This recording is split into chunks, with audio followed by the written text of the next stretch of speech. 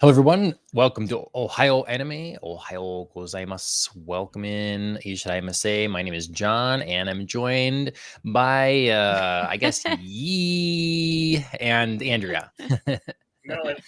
How's it going, guys? Oh, Phil.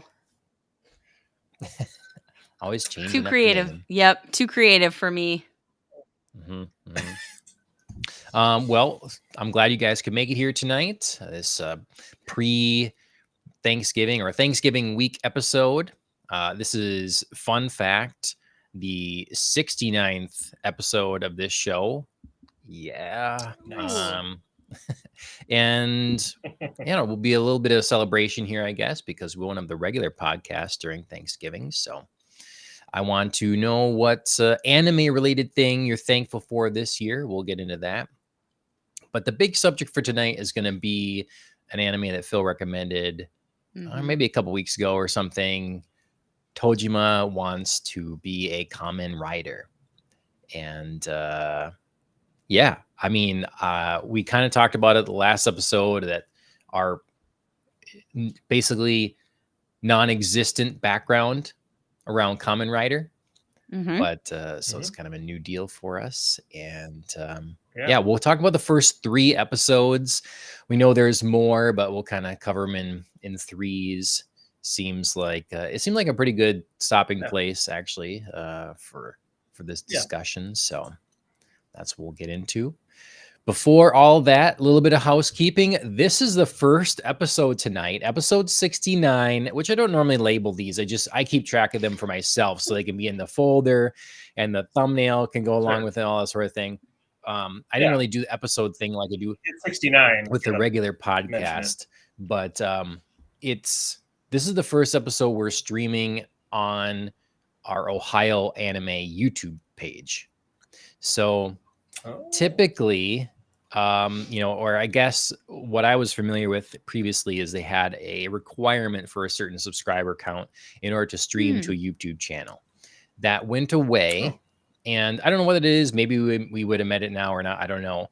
But we had been streaming on our podcast on the Rocks YouTube channel, and yeah, changing it up now. So this is the first live stream going to that place. We've gained more subscribers there more quickly recently. So hopefully some of you have notifications on and get that notification, and you can pop in the chat and contribute. Let us know what you're thankful for. Moving on up, going big league. Yeah, we're still in the same places on X and on Twitch. That's the same account. I don't envision making new ones there or whatever for now, but just for the YouTubes. Again, I talked previously about how I looked for anime podcasts, like on a podcast directory, and it was just like, Sure. Seemed kind of few and far between for long running podcasts that were kind of currently going and everything. It just seems like the action there is looking at YouTube videos, but it's like, well, we do an anime podcast though. Ours should show up, and so just, I don't know. It's maybe someday we'll split the podcast, but for now, it's still the one thing in podcast directories. But on YouTube, you have the option of going direct to Ohio Anime, and your live streams will go there now too. So that's what we got there. Like, share, subscribe, and that sort of thing. Okay, that out of the way. Are there any if there's any brand new shows that since we've last talked that must be mentioned? Big things, not continuing shows, something that's like, oh man, I tried this and you must know about it. Not for me, but I'd look to Phil as more likely. I started. Did I talk the last time about I was trying to decide between two different space operas? No, I don't think so. I don't remember that at all. I started Legends of the Galactic Heroes, but then I quickly switched to which is a pretty famous space opera anime, and then I pretty quickly switched to another kind of classic popular one called Cowboy Bebop. I mean, you teed that up so nicely. I couldn't help it. Star Blazers or Space Battleship Yamato. Oh yeah, that one I know of. Yeah. Yeah, I was gonna say I didn't recognize the first part, but as you ended on Battleship Yamato, I was like, oh yeah, I've heard of that. Yeah, that's been fun. That's really good. So interesting. But we don't need to go into it deeply. It's like it's an older one. I mean, well, not super old, but not current. So. Yeah, it's I would be potentially interested if you like it in going through that one for a retro show. Yeah, that'd be fun. Mm-hmm. Legends of the Galactic Heroes is more like apparently like super in depth. It's more about like battle strategy and like people talking a lot. And I've heard it's really a slow burn until you get a couple seasons in. And I was like, I would like to try it at some point, but I got a little bit in and I was like, I need a little bit more action. And so that one was Star Blazers a little bit more. Yeah, we should really focus. We should really. I know it's hard to pull yourself away sometimes from like the new shiny. It's like, oh, the thing's coming out, another thing's coming out, another thing's coming out. It's thrown in your face, and you're like, I want to try it. But we really should, if people are interested, go back to some other classics. When there's a little downtime, when it's not something like we're. Yeah.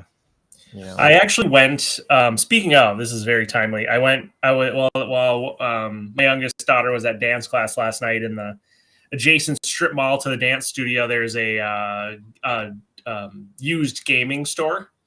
Like, so they get used games, DVDs, videos, gaming systems, and they had a little anime section of anime DVDs and Blu-rays. And I didn't buy any, but several of them I found on Crunchyroll and added to my list. So, I mean, like, nice. Here, let me just. Good job helping keep that store in business, Phil, by just like skipping over trying to save money, disc. And I mean, if I can watch them on Crunchyroll, here, let me tell you the ones because they look kind of funny. Burst Angel was one of them. Okay. Okay. This one's one of them. It's called Kaijo. And it's about a gymnast who decides to become a competitor in a new women-only sport called Kaijo. It's a lucrative... Keijo? Keijo, maybe. Keijo. Yeah. Keijo. I've watched a little bit of that. It's a popular gambling sport where female players stand on a floating platform on the water and must push other players off by only using their breasts and buttocks. Yes. So... she's, I was like... Andrea's off camera while you... Andrea's like, that's offensive to me. And I will not. I've watched the first probably 6 episodes of that or something like that. Yeah, a fair bit of it. Did you like it? It was what it was. Yeah, it is what it is. Yeah, but it was fun. It was fun. Yeah, but a lot of those things to me, they lose steam. At some point, it's like, oh, this is a fun idea. got the tantalizing thing down, but then sure, you know, if There's it doesn't not- have, you it doesn't need need help. something else eventually, you know. To right. But- Okay. So yeah, okay. Well, we lost very Andrea, good. but yeah. Yeah, I don't know what happened there. Let me double check on my end, make sure everything is okay Oh. yet. The storm's hitting her, Yeah, I guess. I guess. Oh, she said she'll be right back. Okay. In the chat, so. Okay. Oh yeah. All right. Okay. What about so you, John? You well, watch anything no. other than this? Nope, I have not. Okay. I've been like the thing I've been doing here is I don't know. Extra things have felt busy, so I haven't had any extra time for like the games I had been playing. I haven't played those for like a week. Marvel Rivals or Arc Raiders, and so I've been trying to finish the Dune book, the first Dune book, and I'm getting there. Yeah. So I do have a Don to Don yet to read that I'm meaning to get to, and then I still, whenever Ashley wants to for sure start, maybe more this winter again, Full Metal Alchemist Brotherhood. Oh, so. Yeah. And then I was going to just start the Neon Genesis Evangelion, like I was talking, but maybe we want to do the Pirate Yamamoto thing. Yeah, that'd be cool too. I'd be down for either. I've seen obviously an Evangelion, so. Mm-hmm. So tell me about the mustache. I dig it. What was the just decided I'm gonna do it? No, it's really it's strange. So I showed up basically the same day as someone else at the gym. We both had a mustache for the first time. Hilarious. Yeah. It's weird, but anyway, it's like that Spider-Man I'm not sure why meme. he. What's that? It's like that Spider-Man meme. Like you're pointing at each other, like yeah, mustache. right. Yeah, I don't know what the impetus was for him. For me, one of my Halloween costumes was Mr. Fantastic, and so I had shaved my whole beard off, and then I was like, the mustache will come back in time enough for Halloween, and so it was okay. Sure. But yeah, sort of the movie version of Mr. Fantastic. So. Okay. And I kept it, and Ashley was a little weirded out by it, but then now she's like, you shouldn't shave it off. So I don't know, we'll just have to. It's definitely coming off in the spring for Detour because you have to for a costume, but we'll see. Fair enough. Well, yeah, there's a lot of time between now and then. So you can rock that stash all winter. Yep. So nice. Me too. Yeah. Totally. All right. Welcome back, Andrea. Let's get into what we're thankful for in the anime community, anime world, whatever it is. Thursday's Thanksgiving here in the US of A, and as opposed to like generic thank yous, what we're thankful for in life. Sure. In the anime world. So, Andrea, you got anything in mind? I do. I have two things that I thought of. One, I'm going to paraphrase a little bit of a discussion that we had around Kaiju number 8, where I was talking about how spoiled we are now that so many of our shows really get continuations. And I was talking about how when I was first watching anime and I would fall in love with a show really hard, and then, season 1 would end on this weird cliffhanger-ish thing, and I would just have to know that you're never getting this picked back up again. I have to live with where this ended, and I hate it. I want more. But yeah, now I'm thankful that many of my favorite shows are continuing, and we get more and more seasons of the goodness. So I appreciate that. I feel like I'm in a good spot that way with anime. And then I also want to be thankful for all the time that Phil has on his hands to try new shows and recommend them here. Because I do not have that free time. So I really enjoy that, like, when Phil gets really excited about a show, I'm like, I'm at least going to try it and give it a go, because that level of enthusiasm should be rewarded with a good viewing or two. And yeah, I found some really good shows that I've enjoyed that way. So I hear excuses with that one. That's what I hear. I hear prioritization. You know, that's feels dedicated. It's not. Angry. No. Yeah, it's not that I don't try new shows. I've tried some new ones that I've enjoyed, and then tried some new ones that I've definitely struck out on. Sure. But it is nice sometimes when like Phil's just like, you guys, you got to try it. It's so good. Like, it's just nice to be like, yeah, it's fun to share that enthusiasm. Yeah, for sure. I appreciate that. Yep. It's nice to be. I finally made it. I feel like I'm like no longer an anime newbie. Like if you get like you know, so I got to the point where you guys are taking my recommendations. Sorry, what? We should have had a ceremony. Right. Actually, I think I haven't been an anime newbie for quite some time, but yeah. I that's why I like, you know, when you feel the passion like that, that's great because, you know, there's all kinds of shows that, yeah, they'd be good to watch. They're fine. But that's the ones I really want to know when you're like on fire about it because there's too much otherwise. So really got to pick the time well. And so so like I definitely would not have tried the Kamen Rider show, you know, and I know, Andrea, you were not really into jumping on the cooking one, you know, so. Oh, sure. Right. Yeah. Both those shows, frankly, I kind of just tried on a whim. I mean, like, it looked cool, read a little about it, tried it, loved it, you know. So, yeah, it's trial and error, just like you always do. But, yeah, and I mean, that's a lot of what we did at like HomeCon when we would, you know, grab some random shows and watch 3 episodes, and it hits or it doesn't. But you know, when you all get really excited about it, it's really fun to share. It is. For sure. Yep. Nice. All right, Phil, how about you? Well, kind of similarly, I was going to say I'm thankful for the two of you who tutored me in the ways of anime and really encouraged my growth and really were the ones to first, as I was getting into some just like American anime adjacent animated series that were getting popular on Netflix. You guys were, you know, kindly pointing me towards other things to try, and you know, just really kind of blossomed from there. So, I mean, I don't know that I would have gotten as into it if I hadn't had a bunch of like really good recommendations and encouragement from you guys. So, thankful for that.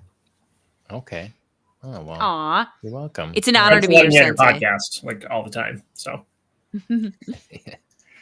Very good. Honored to be my sensei. Thank you. Yes, I do appreciate it. Yeah, very good. You, John. My thing. I got one it's a little. I'm going to read a little bit of it here, so I don't get it wrong. So basically, there's my feeling is. So Phil, you mentioned the like. Anime adjacent shows on Netflix, and you see a lot of shows now that are either they feel samey or they're definitely made in like this kind of, you know, like they outsource a lot of the elements of the show. They're made in different places, and I don't know, anime is just changing in a lot of ways. And you see poor localization, and we see this in the video game space too. Like there's been some companies, it seems like maybe like a Square Enix, that try to adjust some of their products for a world or Western audience. And I'm always of the stance like anime blew up and became this worldwide phenomenon because it's distinctly Japanese. And if they succumb to pressures from outside to change, you're just going to lose the people that brought it to its, you know, it won't be the thing anymore. No, I agree with that. Attract a few new people or something, you know, but it's like, so I just don't, there's plenty of space in the market for something that Netflix does or whatever, you know, all kinds of different things. But the stuff that comes from Japan doesn't need to try to cater to those things and those markets. you I know. agree. And so I think there's a recognition of this in Japan, so much so that there's been a policy proposal from Japan's Ministry of Economic Trade and Industry in October of this year that is focusing on like growing anime.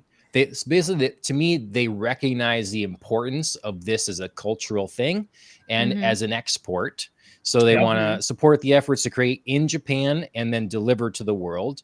They want no interference in the content of creative works. So no, they're working on a pledge for for an anti-censorship element of it, and direct and transparent support to creators, and prioritize those willing to take creative risks. So, you know, people that are like, oh, well, okay, maybe there's a million isekai, maybe someone's trying something different, you know, whatever. So I'm not like I'm not a Japanese citizen. I'm not involved in Japanese politics, obviously, and stuff. But just to me, this is like, sounds good that there's more and more people in Japan, the government included, that recognize this is an important cultural thing to them and are trying to protect it. For sure. So that's something I'm thankful for. The only thing, to your point, John, the only thing that I like and am cool with that they where how they cater maybe to like Western audiences is, I do appreciate how some of the more popular shows, I think maybe they're more popular in the West, I'm not sure why, but some of the shows like will just drop directly dubbed, which is kind of nice. Like Campfire Cooking in Another World, my unique or my whatever. Campfire Cooking, that drops directly in English. And Dana and I, when we first watched season 1, we discovered it after it had already been out, the whole series. And so we watched it in English, and I didn't really want to have to wait and watch it and wait until it got dubbed. And I really didn't want to watch it in Japanese because I'd already seen the first season in English. So I was like, oh, they just dropped it directly in English. And so that I appreciate, but that's the only thing that I care that much about. Other than that, I mean, it can stay its Japanese-ness. That's great. Yeah, I don't think, I think that's, largely on whoever, company A in Japan has a property, whoever they decide to license it to in different regions. It's kind of on them then to, if they want to dub it and get it out at whatever rate they are capable of. I don't know that there's any contracts or deals like this must be same day. I don't think so. So I think, I imagine that will persist if people enjoy it and what they can, get access to. Kaiju number 8 did that too, right? It dropped in English. There's certain shows that like just drop in English, which is, I mean, I don't mind if it's in Japanese. There's some shows I prefer in Japanese, but One Punch Man, I only watch in Japanese, so I don't know. But anyway, it's not really I guess maybe that's not the point of what they're saying. Yeah, but I mean, I think that touches on another thing that we've said over the years that we're all probably thankful for is the proliferation of English voice actor talent for dubbing anime shows, because it used to be real bad. Like, I mean, John's heard probably too many times to count how sick I was of, like the Japanese versus English in Death Note. Like, I couldn't watch it in English. It was just like grating. Yeah. Even I remember the fight now can be over. Like, it made that big of an impression that oh my God, it just like, I get goosebumps. It's like raising my hackles. I can't do it. For an old-timey phrase for y'all, but I can't do it. The fight can be over now, like the quality of and honesty of the translation, and like how many liberties they want to take to make something understandable to a culture here versus like making it direct interpretation of meaning, all that sort of thing. But it's not really debatable of the improved process and, like you say, talent that they have. They're actually saying the lines. Like it's those are two totally separate things in my mind. Like, I agree with you. You could definitely have some arguments about, like how freely maybe we're adapting a story to dub it in English. Because we've definitely heard voice actors talk about like the crazy things that they've done for scripts and like the ways that they just were like, let's just like, make this totally insane and nuts. So that's totally different to me than just like actually having the talent to like back something up and make something good if you want to, Yep, absolutely. Mm-hmm. Absolutely. Okay, well, happy Anime Thanksgiving. Anime Thanksgiving. That's how that works. What out of curiosity, what do you guys, we don't normally do it on this show necessarily, but what are you drinking? I see a different can for Andrea, and then Phil, you got your big glass there yet. So classic Phil. It's kind of like a mystery, cocktail. So it looks like cocktail. the color of an Airhead mystery. So well done. Oh yeah, boy, those are delicious. They are delicious, aren't they? It's an adult beverage. Let's leave it at that, I guess. Okay. All right. Phil's gonna start seeing things. Shocker! Okay, yeah, he's here. How about you, Andrea? What do you have? I just have a sparkling water because I was racing in between playing a surprise game of volleyball tonight. I subbed in for a team. Oh, nice. And then zipped back home to throw my kids in bed and then get down here. So I was just like, whoo, need a little hydration. There you go. Need a little refresh. Yep. Very nice. Okay. Well, let's get into our main topic. Tojima wants to be a Kamen Rider. And we already had mentioned previously about how we really are not very familiar with Kamen Rider. Right. I will find maybe sometime there was a show. It was not Kamen Rider, but it really felt like the same kind of subgenre. Okay. And it was these collector cards I had, and you could get them and put them together in a puzzle. Like the back side of them would make, like a 3x3 puzzle. Yeah. I'll have to find that. This is something you had as a kid? Yeah. Oh, yes. okay. So as a kid, like I go into, I bought a lot of trading cards or whatever. Sure. And every once in a while you see something different. This was probably in the beginnings of recognizing that anime was a thing or something. And even though this was more, it was live action, like a Kamen Rider or Power Rangers or whatever, I'll have to find it because I really don't know what it's called. But okay, so Phil, you've discovered this show, and we're gonna talk about the first 3 episodes. Let's see. On the transition to, we could do. And I talked about it a fair amount on the last podcast.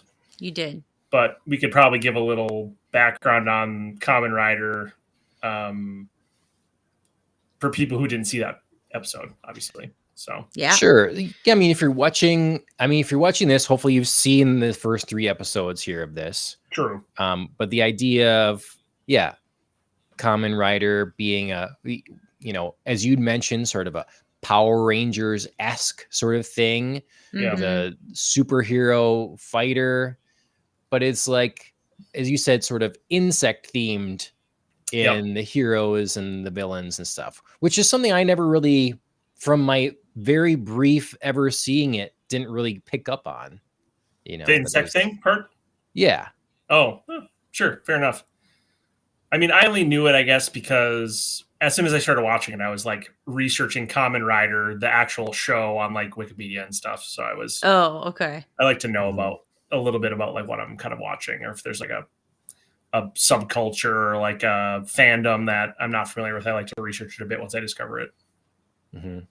So sure, it was more obvious with some of like the descriptions and pictures and like the internet. Right. Sure. Yeah. Okay. So episode 1 sort of starts off with us with getting our little background of Tojima and what he, like, his clear passion, lifelong passion for Kamen Rider. He's like, we're getting glimpses at his childhood, like Yep. his mom's saying like, if you're lonely, you can do something, you know, but he's just absorbed, completely absorbed in this show. Yep. And that persists through his adolescent years. Leading to, I don't know, I guess being ostracized from the rest of his class, like if this is the cause of it. I mean, what do you guys think of that? Is this like because the type of thing where he's just so obsessed that he doesn't care to have friends, basically, or everyone turns away from him because he's so singularly minded? Yes, I'll just jump in here if that's okay. Yes, and I also think like because he's presumably a child of an only child of a single parent, and his mom, you know, worked a lot during his like free time, so he kind of like had his, you know, like had to kind of entertain himself a lot and watch these videos. And I think the heroes in these shows like help develop his sense of right and wrong and morals and about justice. And so I think he has this very like responsibility. I think he sort of has this like he's not like his classmates. He's like more kind of serious and like when he, you know, the best example I can think of is like when he gets in a fight with another school and he's like, you guys shouldn't be getting in fights with the schools. You should be out there fighting evil. And they're all like, what? You know, it's just like a very like adult thing to think and say, where like high school people are going to be like, what are you talking about, bro? Like, we're not, this is just high school or whatever, you know? So he's probably kind of an oddball in that way. So yeah, I think it has sort of ostracized him somewhat. He's just, that's all he really cares about and does. And he practices, and he does weird things. Like he practices his weird moves on the side of a riverbank, and people think he's kind of a loner. Yeah. Yeah. Jumping in, I would agree with your assessment, Phil. You know, first off, like you said, he's a only child of a single parent. So I think there is some tendency towards isolation. And also when you're an only child and you only interact with like adults outside of his obsession with Kamen Rider, you just kind of become more adult and you don't know how as easily to play with kids. And then if you add on this obsession with Kamen Rider and him saying, you know, it's not a game, you can't pretend. Yeah. He clearly doesn't know how to play with the other kids because he doesn't think it's playing. Yeah. He actually wants to be fight serious. evil. Exactly. So he doesn't know how to like play games. So then there's another barrier removing him from the other kids. And then I think he is just, you know, a lot of his headspace is in this show and how to like translate it into his life and what can he do and how can he be a Kamen Rider. So there isn't a lot of leftover for social interaction. Yeah. So there's just a lot of different factors, I think, that come together to isolate him from his classmates. Yep. I do have to say during this first episode, I was getting strong One Punch Man vibes. Oh, in the sense of, you know, an ordinary guy gets so obsessed with something and trains so hard that he, you know, develops actual. I mean, he basically kind of ends up the episode with superpowers. Kind of. You know, I mean, he threw a bear. He's insanely strong. Exactly. Yeah. He could take on a full-grown bear. Yeah. He's insanely strong. He survived a beating from all of these guys and came back up, and you know, so I was getting that sort of vibe. Sure. Yeah. Obviously not, you know, following that show completely. They are definitely different shows, but I was just getting a little bit of that. So I was like, I feel this, and I feel why Phil is into this. Yeah. Wait, is he an edgelord? I mean, we like what we like. Kinda. Yeah. There. We like I don't know the like. definition, so I'm just gonna have to go with whatever.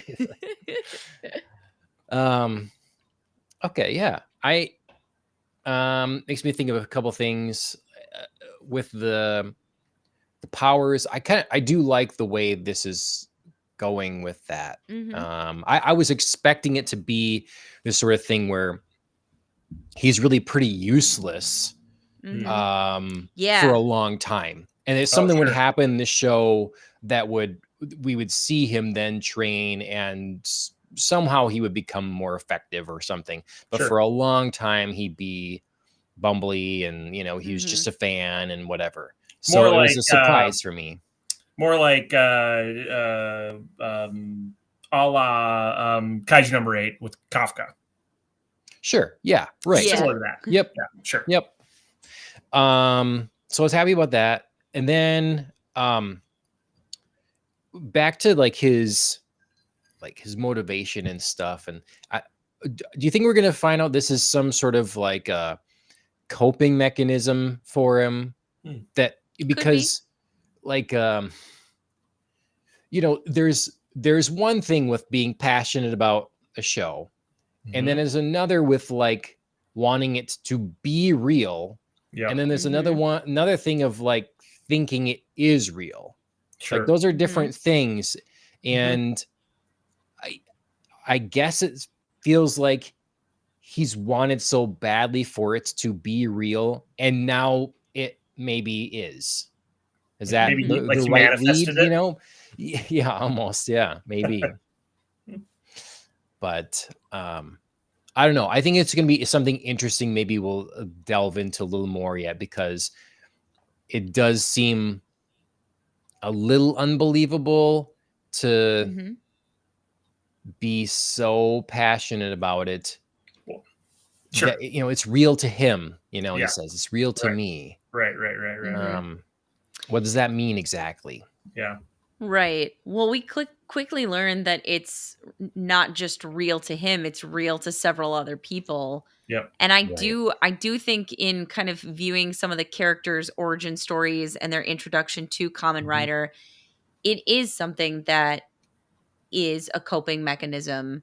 Mhm. You know, for Tojima, he was alone a lot of his childhood, both because his mom worked and his dad leaves. Yeah. Um, Yeah. in Presumably. a very sad scene. Oh, right. Um, Yeah. yeah, it's very cute but sad at the same time. Mhm. And then, Yeah. we have the teacher, Miss Okada, Mhm. and she is dealing with a situation of bullying and gets introduced to this show, and it, takes Mhm. over for her. So Mhm. I think there is an element of that here. Mhm. Sure. Do um do we think that moment is the last time he saw his father? When he It's a pretty is big setup Kinda to seems like it. suggest that. Yeah. Okay. It's some heavy-handed hinting, I think. But it could be a plot twist later that something else develops, or Mm. we're Mhm. we're misled.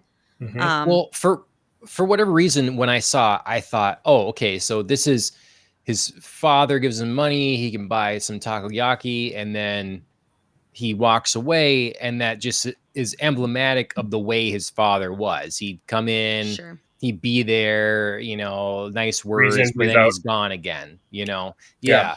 But Yeah, I like it whether if it's more poignant if that was like the last time. And so he Mm. really right.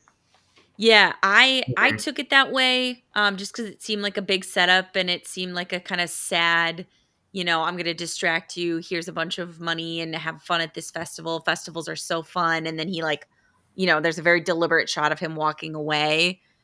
Yeah. Um, right. and then, for most of, Tojima's adult life that we've seen in these 3 episodes, he eats takoyaki, so I thought that, maybe there was some sort of, like, "This is the last time I saw my father, there's something reminiscent about this dish," or, Yeah. something I'm holding on to here. Mhm. Yeah. Yep. Might be a big read in a wrong direction, but that's how I took it. He also talks about loving, like, oh, it's that time of year already for the festival. Like Exactly. loving the festival. So it's like, yeah, I'm sure it's nostalgic for like when he and his dad had the good times they had, but Right, no, right, the last obviously, good time. right. Okay. Yeah. I do think Um though, just to your point, to how obsessed these characters are with Kamen Rider, I got the impression in like doing some cursory research that there are Kamen Rider super fans out there, like probably Sure. mostly in Japan and stuff. But I think Sure. this was, my understanding is this is an extremely popular show, and yeah, I mean it's a little unbelievable, like they're fighting, crime and stuff, and they're like have superpowers, like. But I do think there are actual super fans like them out there.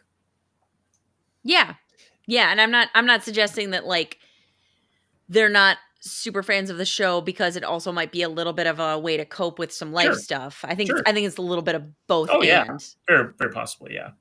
I have no doubt that there are. I mean, you can see me go to the anime convention. People that are super fans. I've seen people recently videos of like 30-plus-year-old women crying because they're meeting Winnie the Pooh. Okay. Yeah, and like Disney, like Disney super fans. Sure. Yeah. Sure. Got it. But those people, like, I can't speak for everyone, obviously, but they're not necessarily healthy. Like this guy, no, he's got a job. Yeah. He doesn't. So there's an element too where like, yeah, he doesn't. Does he still not have friends? That sort of thing. Does he still not have a social life?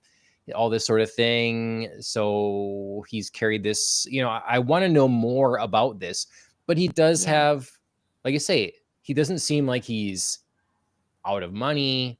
He's not a pathetic character in the sense that we would often see from like an otaku or a NEET. If you watch Welcome to the NHK, the whole thing about it being a NEET, like you are obsessed with something, your room is filled with whatever, and then you're a recluse. You stay in your home. Yes. You don't go out. You have severe social anxiety. Sure. Those are the kinds of things that I associate more typically with someone that is so obsessed with something that they just dream it was real or think it is real, like one of the two. Yeah. No. And so he doesn't have those sort of things. No, that's true.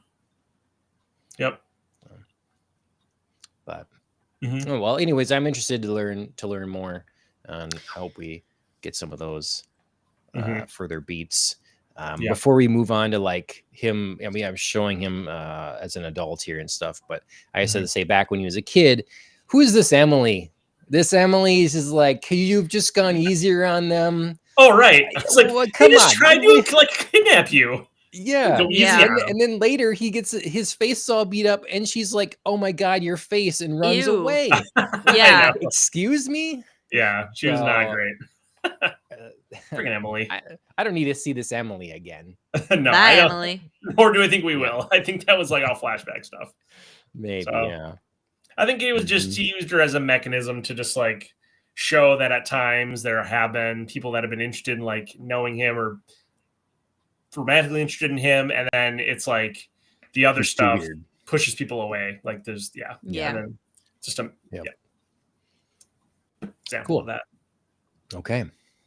Well, we've delved into a little bit, but going into episode 2, we jump right into learning about tackle.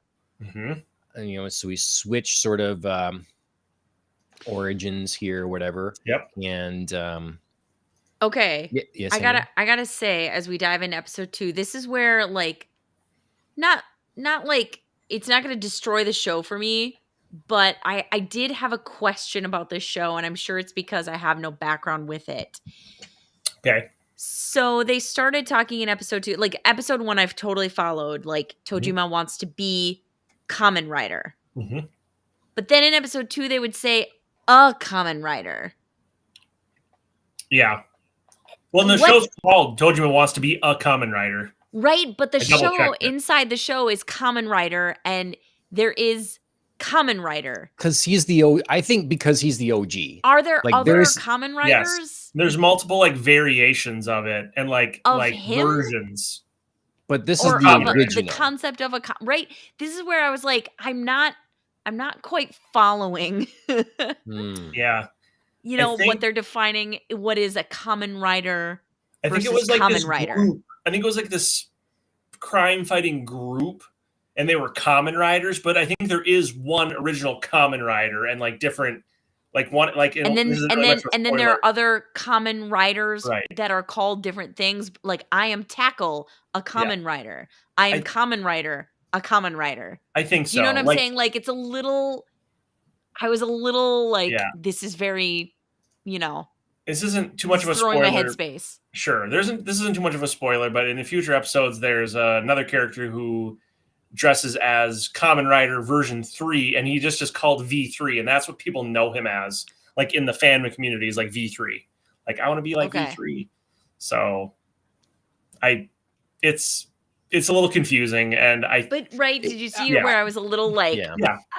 wait, what? Yeah, I fair. pictured it like if it was again going to the Power Rangers Mhm. kind of analogous sort of thing here. If when Power Rangers started, it was the Power Ranger and you had the Red Ranger, but then he But grew like a you team. don't still call one the Power Ranger. Do you know what I mean? Well, It's the Red Ranger, sure. but yeah. Exactly. So Sure. it was a little difficult that there wasn't some sort of like adjustment Sure. to know sometimes when we're talking about Yeah. Common Rider versus a Common Rider. Mhm. Right. Sure. I hear you. So I did wish the show would have given like a little just something there, and again, like you said, that more might be coming, and I'd imagine. Yeah. it's not that, you know, it's that I haven't been acquainted with the show and kind of the lore or the mythos, but yeah, it was a little tough Yeah. to get past that, but once I did, I really started enjoying this episode. Yeah. Oh, good. There are some other things in the show that, again, I think it will explain as it goes on. But like with the villain, or I'm terrible. I'm forgetting the name of the villain organization. Shocker. Shocker. Thank you. There's some aspects of Shocker that are confusing. Like I don't know. Have we gotten to the point where these two meet like a Shocker monster? At the Yes. very end. Okay. At the very end of 3, So this is like, there is obviously some supernatural stuff going on, and it's not really clear like why there's like flunkies and why there's like monsters. I don't know. So Well, again, it goes to the whole thing. Like, you know, they have their foot soldiers. Foot you know, soldiers, in Power Rangers, you have the what are they called? What are those guys called? They're in gray. They go like, yeah. the clay. Wait, what now? Huh? I think you broke up. I think you have to do it again. What? No. the putty or something, or I know what you're know. talking about. Or like in Ninja Turtles, it is the foot, you know, and the Foot Clan, for sure. Yep. So you have the lackeys, the normal people. Yeah. But I also like that about this show, that they seem like we're already like leveling up here. We have the imposters who are easily defeatable. Yes. But then you get when you first show up with the first real like shocker I forget what they call them. You know, they're the regular soldiers or whatever. They did have a name for them. Right. They're serious business. You know, it seems compared to the you know, and then you know the two of them take one out, but they're not nice and they seem like a threat versus, you know, pushovers. Yeah. Yeah. For sure. See, and that's the sort of stuff that like didn't quite make sense, but you know, it's definitely a plot point that I felt like I can definitely wait on this for this to be explained later. So yeah, I wasn't bothered by that piece. Like I said, I really had a hard time when people would refer to Kamen Rider versus a Kamen Rider. I was like, what is the difference? Somebody just tell me in one sentence of exposition. I don't know well enough to answer that question yet, I guess, but hopefully it's totally fine. It's just something like I had to, you know, move past, but it was for a minute I was really tripped up by being like, how can she be Tackle but be Kamen Rider? And then they were like, a Kamen Rider. So Yep. I also wonder at what point they'll introduce motorcycles, because I think in the original Kamen Rider show they all like ride motorcycles. Yeah, for sure. Why not introduce that? That'd be sweet in anime. Maybe they will. I bet they I have to show this image again quickly just to say that I would wrap my thumb around the bar. Just like, I don't Yeah. know. Yeah. It's a little better grip there. Little tip to the animation team. Yeah, I don't know. Art team. Yeah. Yeah, I would think, I think that's another interesting thing here is that Tackle has gone. She's been preparing for a long time. I think she said she's like 24 or whatever. But she has her suit. She's ready to go. And she's embarrassed that how could the OG, this guy masquerading as the Kamen Rider, wearing just a plastic festival mask, stand, plastic mask. But he had this like resistance, like he's never ready enough or good enough, it seemed like when he was, I think, training against the bear maybe or something, he was like, he wanted to be so real, but like he's, I don't know, like not deeming himself worthy, so he never took the step of going and making or getting a real costume. Yeah, I think he's like many a Marvel or other, DC superhero origin story where they gotta earn the suit. We see the evolution and we see the fight and we see the level up. Yeah. And I think that's very much his mindset of like I've gotta earn my way into like a full, embodiment of Kamen Rider. Sure. I can see that. Although the mask does, I don't know if it's just like the way they're animating it, but it does seem like the mask is giving him some sort of special something or other, because it like when he sees through it, there's like sometimes they show like little different things. Like it's. I didn't read that as the mask. Oh, okay. I think that's just. I mean, maybe, but to me, that's just him. Okay. I think that he is going to manifest and is manifesting some sort of actual power. Yeah. And we almost like see it in his like a look of his veins. Like at certain moments, is like everything lights up. Yeah. And I do enjoy how a lot of times you can like with their different masks they wear, you can see like one of their eyes. You can, because it's like this like transparent, but it's not fully transparent. They're still, and sometimes you can see like with the way the light is, you can see one of their eyes but not the other. It's cool. Yep. Fun little trick they do. They like when he's first transforming. I feel it. They did a good job. Like it's great because he's just putting on this little plastic mask and it's like, but yeah, you're right with the one eye thing and he gets so emotional because he wants it so bad. Crying behind it. Yes. But it's good. I've been enjoying the art and stuff. Good. So Cool. I'm looking forward to. I want to see a longer battle and how that really looks. Yeah, but for sure.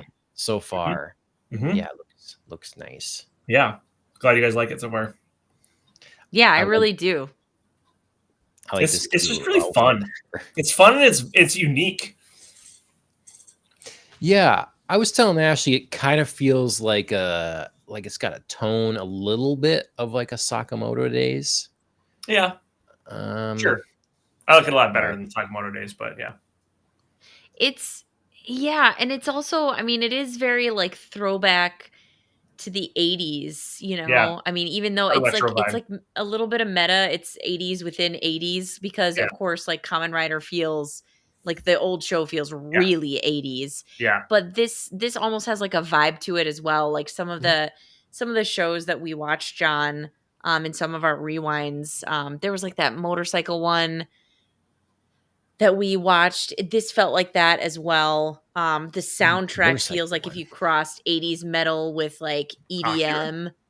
I mean, yeah, we watched Akira and one other one. There was like three detective women. Right? Oh God. We were watching that also for our cyberpunk stuff, right? We were. Okay. Yeah, I know what you mean. Yeah, well, I don't remember what that was called.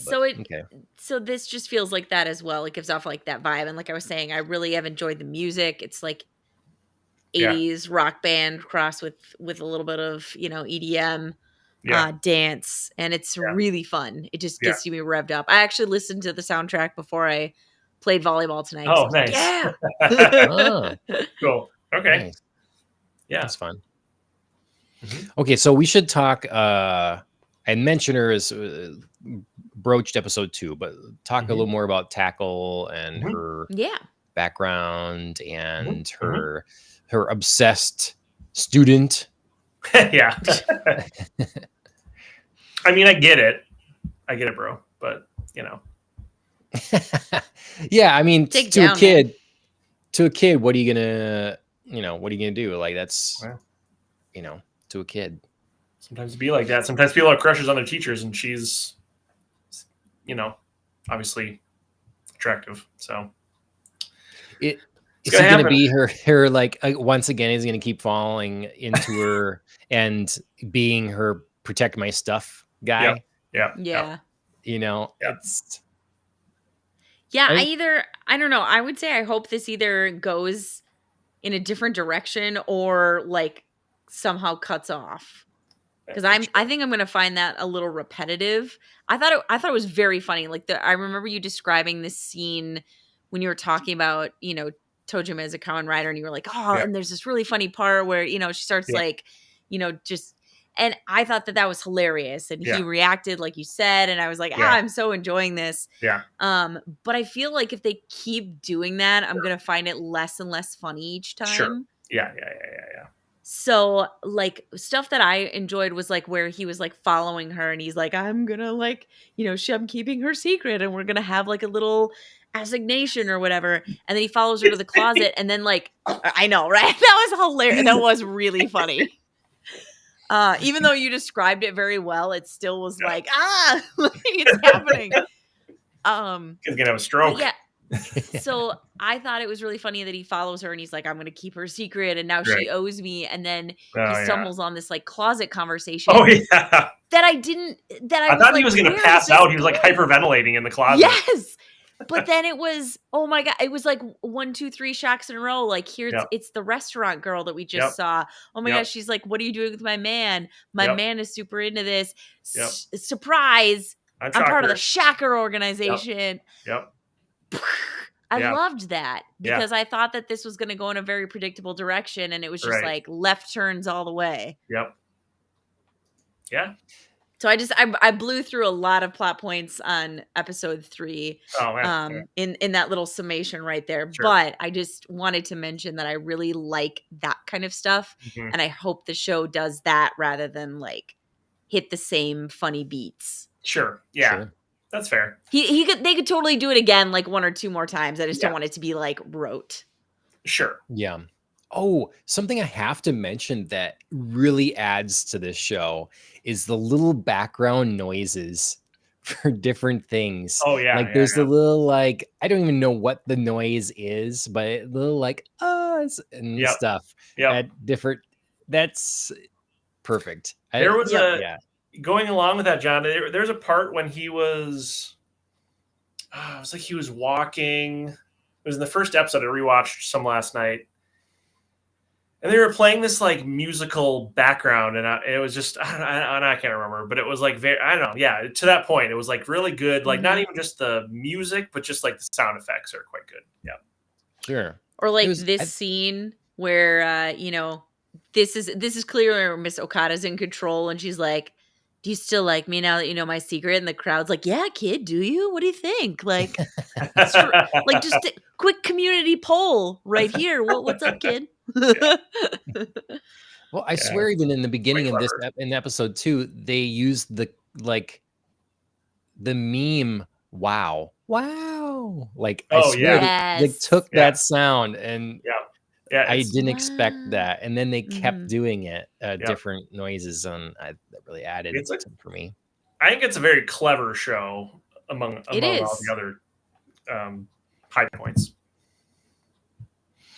Let's see. Other things I had to call out. Because like the animation style, it sounds like. Yeah, so far, it's really like kind of bold, like thick lines. I feel like it's quite a heavy art style, which I think works well. I like it.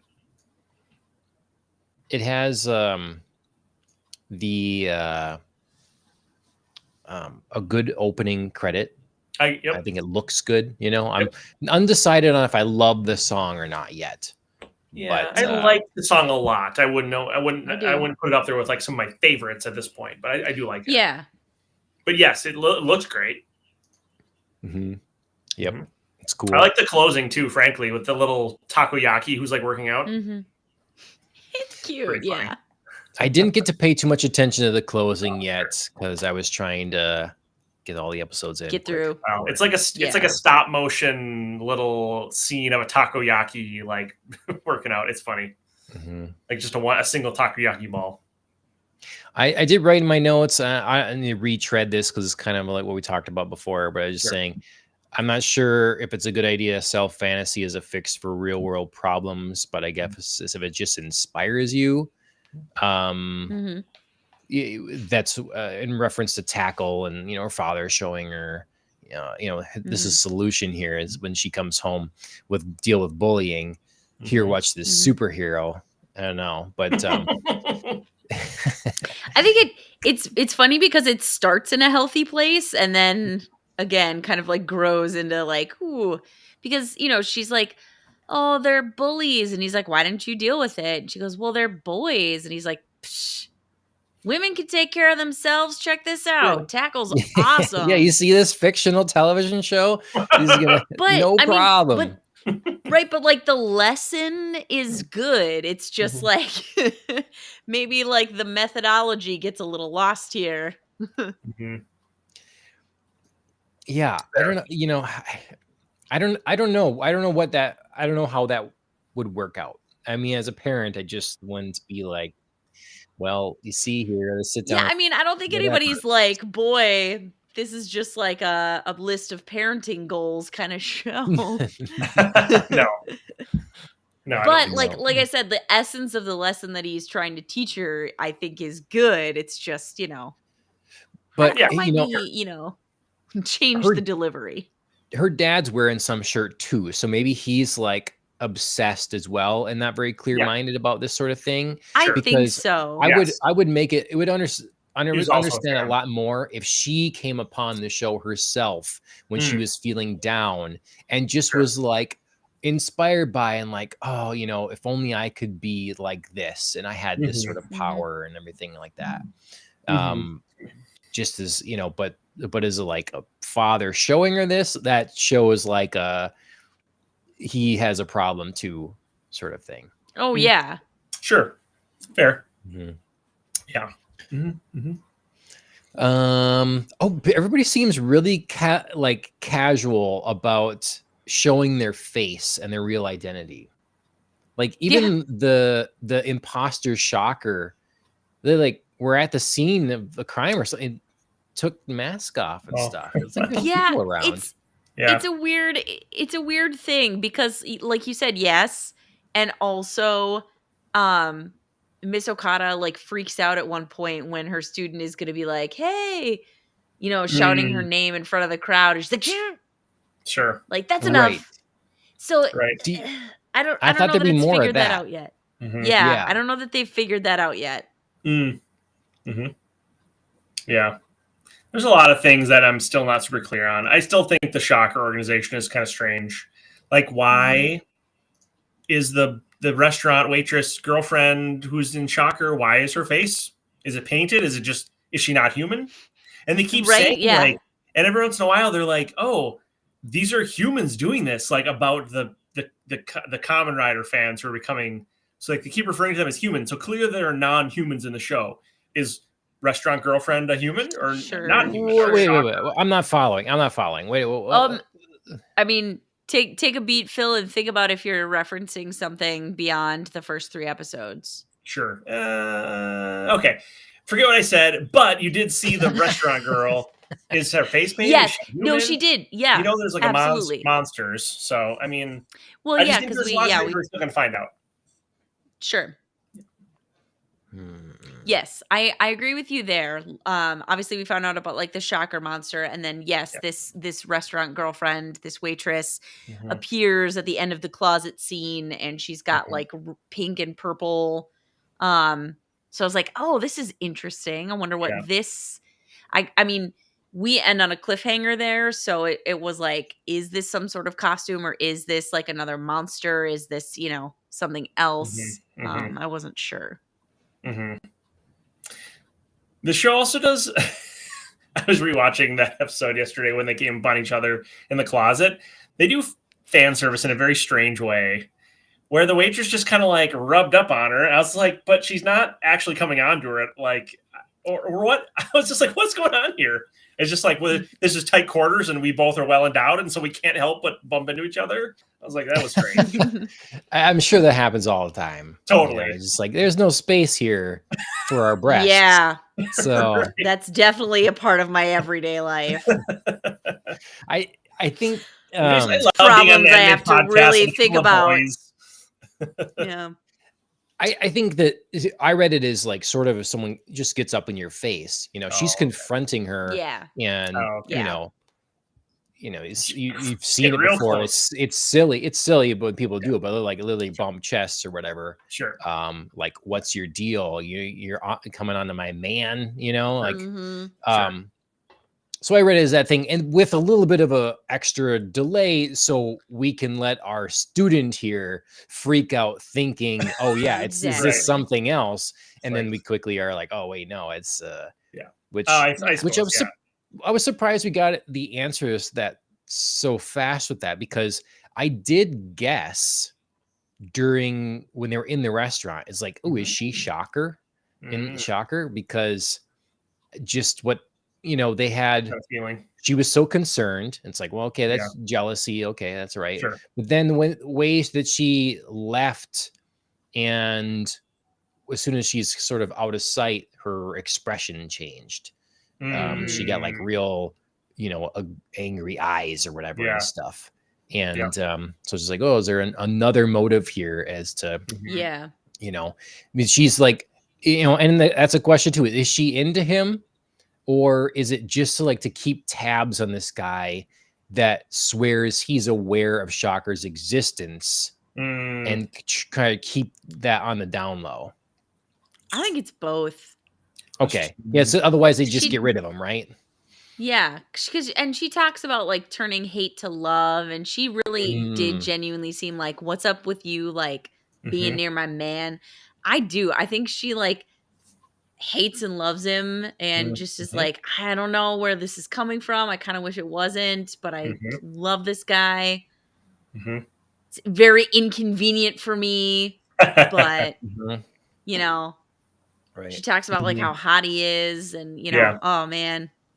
So I think she loves him and hates him, and it's very complex for her. So she focuses on other stuff like, okay, well, I can't really still deal with him, but I can deal with like, who are you and why are you getting close to my guy? And haha, reveal. Yep. Very nice. Yeah, I think I think, I don't know. This show is just going where I didn't expect it, and I'm kind of happy about it. Great. I didn't know where it would go. So I didn't have, I just thought it would be a longer setup to our protagonist being cool and effective. And then when it started, you didn't realize that, we were going to get real Shocker. I was thinking the imposter groups were going to be like, they were sort of going to level up and become more and more Shocker-like. Yakuza Man. I definitely was like, he's going to turn into Shocker at some point. He's going to keep moving up there, and then nope. Yep. It's like, surprise, there's an actual Shocker with monsters and all. Yeah. So I mean, it really does. Doesn't waste a lot of time getting into like the meat of like what the story is about, which I appreciate. It moves pretty quick into like, oh yeah, no, Kamen Rider, Shocker, it's all real. Yep. Yeah, and I like it as this. I'm very curious as to the background explanation. Some with, why have they existed for so long and then been unknown? It's like in my head, it's something like the show was created based off of some element of reality, and that being so widely dispersed and seen would not work well for Shocker to be out there. And so they made the choice to go covert with all their operations instead of like being out there. Or Sure. I don't know. I don't know what the now story they're out there again. You know, too. yeah, Like, now they're out there again. You know, but they were kind of like, yeah, I don't know. Yeah. But I'm very curious. Yeah. So. Yeah, definitely. Definitely interesting. Makes you want to find out more. Yeah. So how I think far the combination of are all you? those things. Sorry? Oh, how far am I? Yeah. Well, I was just gonna say, I think the combination of all those things make it so engaging, where it's just like it's interesting, it's clever, it doesn't go where you expect. It's got fun little tricks, like some fun animation tricks and some fun like audio tricks and things that make it really fun. I think I have one episode to watch, so I'm 7 or 8 episodes in, I want to say. So let me just double check here. Yeah, I think there's 8. Okay, so I think I'm set. I think I have an episode to watch. I'm probably 7 in. Yeah. Okay. I have this shot pulled up, and I brought this up because as I was scrubbing through, it's like you look at it, you know, for those that can't see it, it's a picture of a Shocker guy that was they had that the restaurant owner had encountered as a kid when he's retelling his tale. Right. And he's the guy that burns down the house. And I think that this was a cool part of the background of Shocker and something that the show is doing well, in that this could be a show that's completely goofy. Like if you just look at this costume and stuff and you don't know what's going on at all, it's like it looks silly. You know, he's got a cutout for his nose there and whatever, his skin tight suit. A lot of shows that would be completely silly, would completely for fun. Yep. But the moments when Shocker shows up, they do such a good job that it's actually a little bit jolting or scary or something. You know, it's like it's unexpected, or you're like, oh shit, you know, like this guy's gonna kill people now, or like they bring a seriousness to it that on its face shouldn't be there. And so I like the way that's done. Yep, I agree. Yeah. I think somewhere it was listed just in the description, I think on Crunchyroll, it's listed actually as a seinen. Seinen, okay. Seinen. Yeah. It's listed as a seinen. Not semen. It's not listed as a seinen, probably.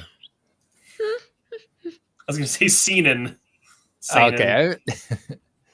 Yeah, seinen. I mean, that makes sense because our protagonist is 40. Sure. So, but I think it's upon like rewatch. I know I said it was like quite funny. I don't actually think it's like funny. I know it's not supposed to be a comedy. Certainly, there are funny parts, but I think it's actually it's like, and I don't think it's like a drama either. I don't know what to call it exactly. It's its own thing. Okay. Yeah, or I mean, what do you guys call it? The art style suggests that it's for a little bit older audience. Yeah. The for sure. Protagonist's age suggests a bit older audience. And it is, I don't know, it is funny because again, the little noises they add and stuff, it's funny. I like that. Like they add in those moments. But I also feel like it's going to get more serious. Like they're going to keep those comedic things. And so like you're further ahead. So I feel like part of that is your feeling of the show is rubbing off, because I just think it's going to, like, these guys are going to get in further than they expect now that this is real. And so some of that's going to, change the tone of the show some. Definitely. Okay. Well, anything else? So anything we haven't touched upon here? Kind of went through my notes and said mostly what I felt compelled to say? I don't think so. I think it's just, it's like it's fun, it's unexpected, and it's exciting. Like it's very engaging. I don't know. Mm-hmm. Yeah. Let me just scrubbing through again. This is the kid's imagination. She has to have Hell even yeah. larger breasts Yeah, in she his does. mind. Yes, correct. It's like Just comically large at this point. Like larger than her head. Oh yes. Yeah, clearly the animation team, the artistic team is like having fun with, like, clearly it's like, we're gonna make all the women have large boobs in this show for sure.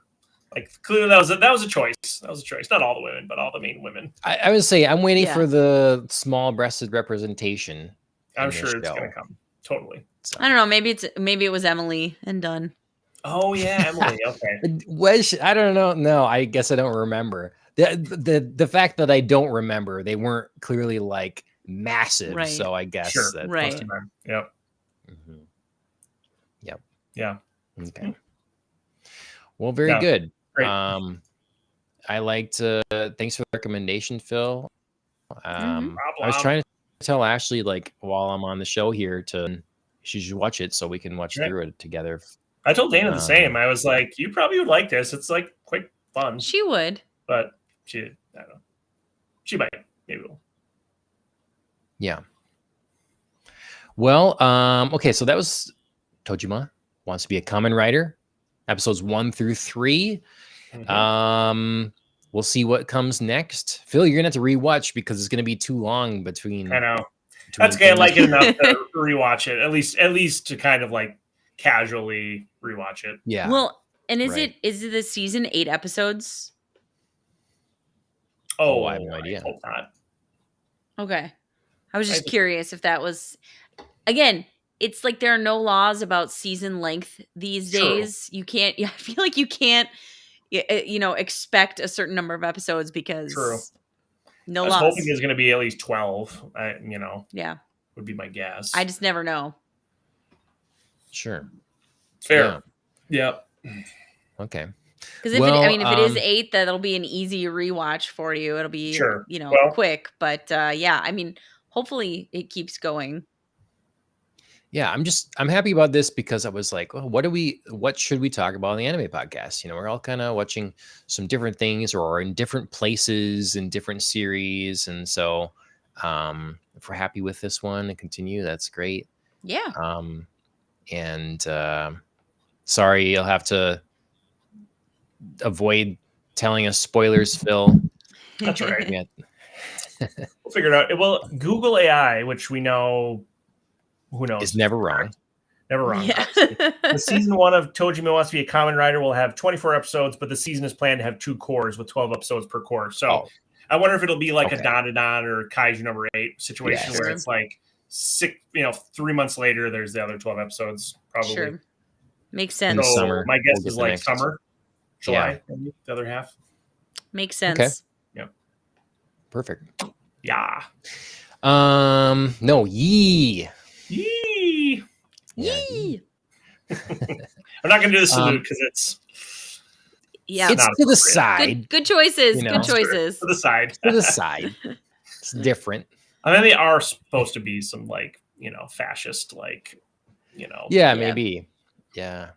I think they actually were, like, in the original Kamen Rider show. It's like they're based off of like a Nazi type, like, fascist. I mean, it's like post in the 70s. I mean, it was like well past World War II, but not that far. So, I mean, they're very they're very easy enemies to draw. You know what I mean? Like, so many of the Marvel is like we're still fighting like Nazi Germany leftovers, Hydra. And exactly. So I mean, it actually reminds me a lot of Hydra. Like it's like a very similar evil organization. Yeah. So, yeah. Okay. Well, that's Tojima Wants to Be a Kamen Rider, and thank you guys for joining me. This is again for our first stream on the Ohio Anime YouTube page. So if you access our content there or just care about the anime stuff, here it is. on the YouTubes on a separate channel. Otherwise, next week we'll probably be back with a regular podcast on the rocks. So same podcast on the rocks on podcast directories and Twitch and X, different YouTube channel. If you just live on YouTube, it's I don't know, Andrea, what are we gonna be? Frankenstein, I think is the deal there. So Frankenstein, Guillermo del Toro's Frankenstein, that's on Netflix. That'll be on the regular podcast on the rocks episode. Have you watched it yet? Next week after have you committed the time? I have watched like a little over half of it. So I was intending to be done with it now, but it didn't work out. So it's lengthy. We'll have it in 2 parts, hoping to, unless there's a miracle and I can get to the gym tomorrow night, probably be tomorrow night that we finish it out. So sure. I have lots of thoughts. I've been keeping notes. Got a page up to keep notes if you have oh good. Yeah, I'll throw my thoughts in there as well. So Phil, did you watch I did. No, I'm familiar with it, but I've not watched it. Okay. It's on the Netflix now, so 'tis accessible. But yeah, you have to devote some time. It's 2.5, a little over 2.5, I think. Oh, it's a movie. Yeah. Yes. Yeah. Oh, okay. I thought it was a series for some reason. Yeah, early on I wasn't certain. You know, we kind of went back and forth. Yeah. But yeah, so it's a movie. Okay. Cool. So potentially. Anyway, that's what's coming from us, and then the week after that probably be more of this. So that's how this is rolling. It's the end of the year is going to be here upon us before you know it. It'll all be over and into 2026. Coming fast. But anyways, thank you for joining me, and we'll see everybody next time. Sounds good. See ya. Bye, guys.